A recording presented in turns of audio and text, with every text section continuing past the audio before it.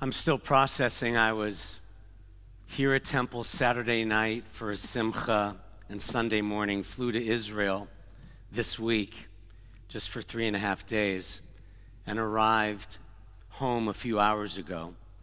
I went with 20 Reform rabbis from across the United States and Canada to convey our support to some of the Israeli Reform rabbis and conservative rabbis. We met with displaced families in Jerusalem, hostage families in Tel Aviv, and we brought home messages our Israeli brothers and sisters want you to know, including an awareness of what really happened.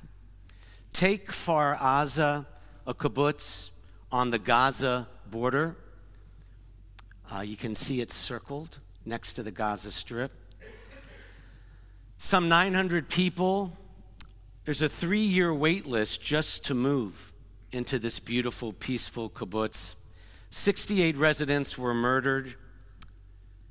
18 were abducted on October 7th. It took 5 days for the Israeli army to regain control of this kibbutz. 50 Israeli soldiers lost their lives battling Hamas terrorists just on that one kibbutz. As our group of rabbis walked through the row of houses reserved for the young adult community, we made our way past burnt houses scarred with bullet holes. The radical Muslim Hamas terror group not only carried maps of Israel's military installations, but of this residential neighborhood within binocular sight of the border fence. Hamas even monitored which families left for the weekends and which did not. And nearby, the massacre at the Nova Music Festival left a graveyard of cars. Booms of artillery shells thundered nearby. The sound of helicopters and jets roared over our heads. Gunfire rang out in the distance. You could see the dark clouds of smoke over Gaza. Never had any of us drawn so close to war. This attack was not a sudden assault. It was 8 years in the making. And Hamas didn't just attack kibbutzim on the border. They traveled very deep into Israel, sending organized groups of terrorists to far-flung cities you may not have ever heard of, like Ofakim, a poor city 12 miles west of Beersheba, where Hamas massacred 2 groups without any knowledge of the internet. These groups couldn't even follow warnings of what was going on. They massacred disadvantaged Ethiopian Jews and ultra-Orthodox Jews. They killed Arab Israelis, too. It didn't matter what you looked like if you were in the Jewish state. According to the ghastly Hamas ideology, it was God's will to slaughter you. 77 days. It's a long time for our short attention spans. Do you even remember what you were doing days after Yom Kippur? I mean, we're all thinking about New Year's 1 week from Sunday, right? It hit me how everyone outside of Israel moved on from October 7th, what happened, while it's impossible within Israel to move on from October 7th. When you walked a kibbutz whose fences and fields had lots of Gazan workers whom the terrorists were using as spies the whole time.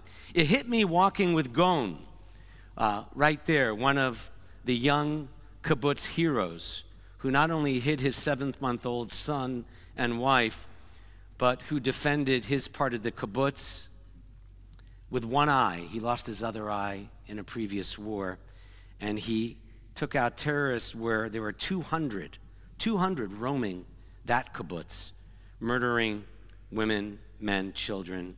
It hit me as Gon showed us the houses where 65 and 70-year-old couples were forced to drive their cars through the fence the terrorists had pierced in 10 places, creating a highway to Gaza, to the tunnels a mile away. It hit me as Gon showed us houses where families were burned alive inside, but their sukkahs are still in place, frozen in time, as a reminder that all this happened on Simchat Torah at the end of Sukkot. We've all, seems like so long ago, there it's frozen in time. Simply put, October 7th was meant to be a glimpse of what Israel's destruction would look like.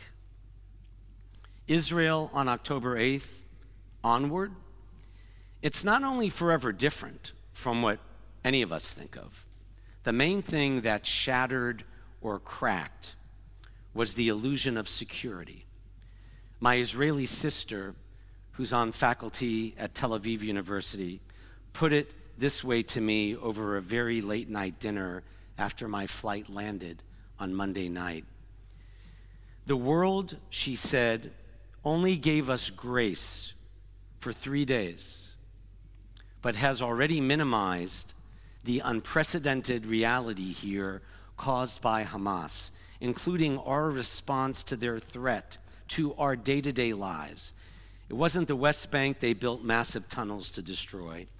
It was for where peace-loving Israelis lived. She continued, we all have nightmares, but we are still living the nightmare of nightmares from October 7th. By the way, I woke up the next morning, the next day the sirens went off in Tel Aviv as everyone headed for the closest shelter. And we get to thank God, thank you for the Iron Dome, America, that took out the one over us. Our visit to the rabbinic army base, where soldiers who fall in battle are identified and prepared for burial, was deeply emotional. The funeral home of the Israeli Defense Forces, if you will, is designed to care for the bodies of at most 15 fallen soldiers. It was suddenly forced to handle thousands. So many victims arrived from the Nova Music Festival alone, they had to put the bodies in refrigerator trucks meant for food and milk. Soldiers also arrived in refrigerated trucks, dead after heated battles in Gaza. We rabbis shed tears in the rooms where family members say their goodbyes before loved ones are sent for burial when they're identified by the family. One family had just left the room we were in, euphemistically called the separation room. The grief and tears that room witnessed, overwhelming. And nearby, in a room filled with rows and rows of Torah scrolls ready to be sent to IDF bases, a scribe struggled to see if a Torah scroll wounded by a missile attack in the north and pockmarked with shrapnel could be restored. We watched as the scribe removed pieces of shrapnel embedded in the parchment. My friend described it as wounded Torah, defiant spirit. My psychology and psychiatrist friends have taught me the difference between trauma and progress with PTSD. You know you're making progress with PTSD when you can look back on a life-scarring event and say, that was then, this is now. Israel is not in post-trauma. Israel is still in deep trauma. As troops like this Golani Brigade, we send support to prepare to fight Hamas in South Gaza, literally going there after Shabbat ends. Or like the rabbi in the city of Sderot, I don't have a photo of him, but it's where the police station was overrun, you remember, in Sderot by 26 terrorists. This rabbi was shot in his back outside as he arrived early to set up Simchat Torah services at his synagogue next to the police station. The bullet exited his body out the front. As he lay bleeding, he made it into the synagogue on the floor. The first congregant arrives walked in not knowing what was going on. Nobody knew what was going on. He sees the rabbi on the floor and says, "Rabbi, what are you doing on the floor?" And he says, "I'm bleeding from a bullet."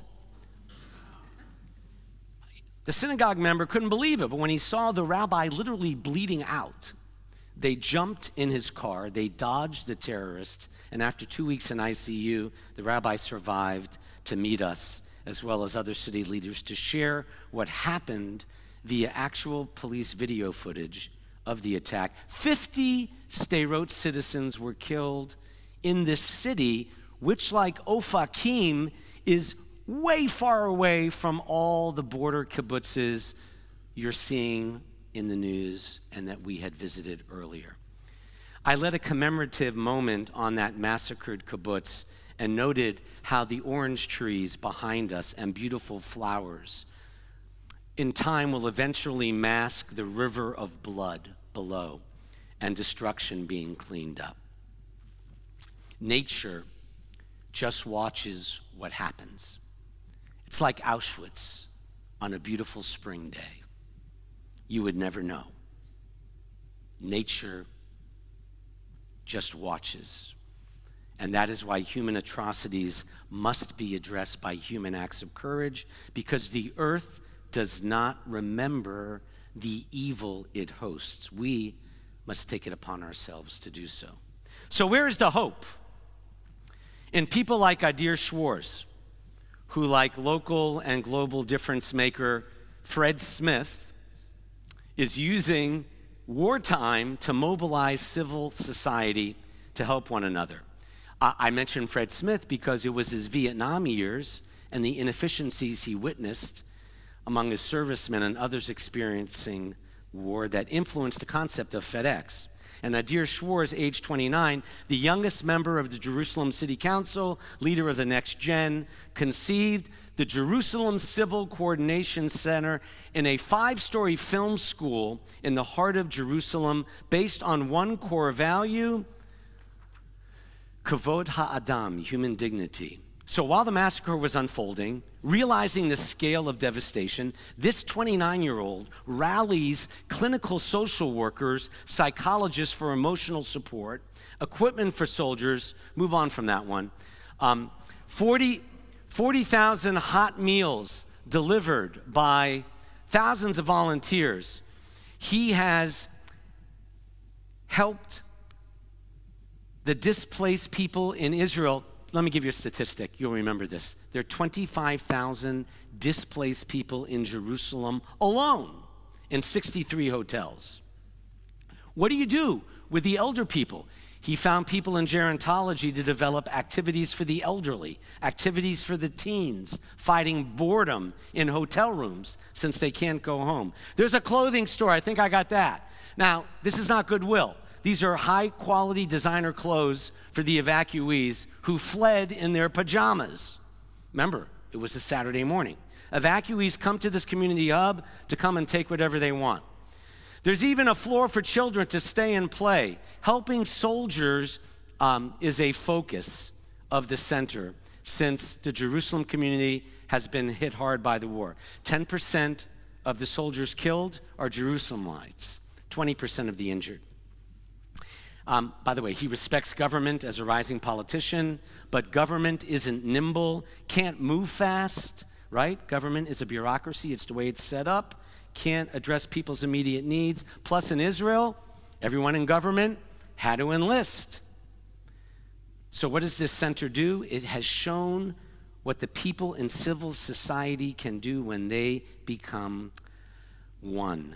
Mobilizing effectively, coming together, doing what governments cannot do, civil society at its best.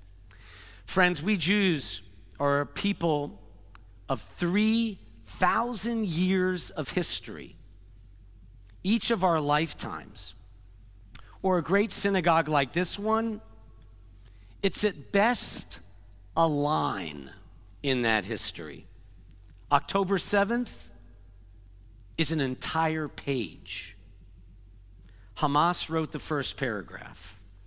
Adar said, 1,200 Jews murdered in their homes, in their beds, on the same day. thousands more maimed, hundreds kidnapped. That's the first paragraph of 4. The IDF is writing the second paragraph. We hope that will restore safety and security for Israel's citizens. The third paragraph, it's you and me, us, the unity of the Jewish people, from Memphis to Israel through this nightmare of nightmares. You know, the thing about war and terrorism is that it's totally random.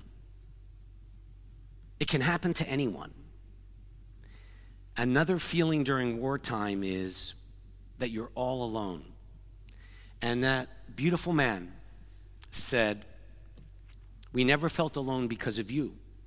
We know that we have family in you, brothers and sisters who have our backs.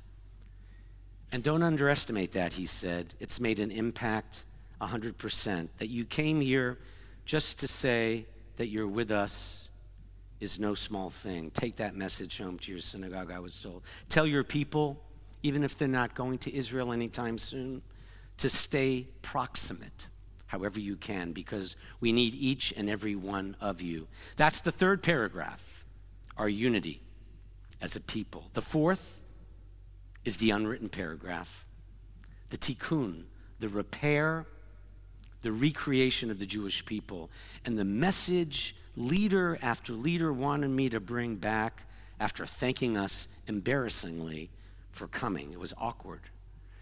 They wanted us to share that every Jewish person can be a part of that recreation of the Jewish people as we create together a tikkun, a future for our people. I want to close with another reminder of hope, an amazing moment that happened just yesterday. 77 days after the massacre, I know you're aware of this. Hamas definitely is. That's the only thing they have right now. 129 hostages still in captivity. 77 days after the massacre. We need to continue raising awareness of the hostages and their families. Thousands of Israelis from every sector are helping the hostage families and families of missing persons in Tel Aviv, providing medical care, legal care, reaching the Red Cross if they can, EU, the White House. So yesterday, we spent alone time with hostage families. And I walked into the tent where the families are, and I was introduced to the father of, here's a better picture of Omri Miran. Now, I knew the story of Omri. You could look him up later. His friend's abduction from Kibbutz Nir Oz, forced by the terrorists to drive his car into Gaza to spare his wife and children. The terrorists were about to kill his wife and children, and his wife said, please, please. And I suppose I was overcome to be with his dad, who I met, Danny, the parent of that 46-year-old kidnapped Israeli. The dad, himself a heroic soldier, I'm not making this up. He was part of the brigade that liberated the Western Wall in the 1967 Six-Day War. He put the Israeli flag on top of the Kotel. That was his battalion. Danny, the father, the same father who lost his wife tragically 32 years before, never remarried. So I walk into the tent, and I guess I look sad. I was overcome. And the photographer accompanying our rabbinic group caught the moment when Danny, Omri's father, he asks me in Hebrew, Rabbi, why is your face sad? He says, I need you and I need myself to be strong. I need to be reminded that we are a strong people. Because this sweet father, whose son, 46 years old, he hasn't heard from in 77 days, he says to me, and I'm holding back the tears at the time, he says, because when my son comes home, I don't want him to see his dad bent over and all sad. You, Rabbi, must be strong. I held back even more tears. This was just last night. And I said to him, Besed, okay, Danny, kacha e'eseh. That's what I'll do. For Omri's sake, for your sake, for the sake of Israel and the Jewish people, let's sing. We will sing and stay strong. We can, and somehow we must. Amen.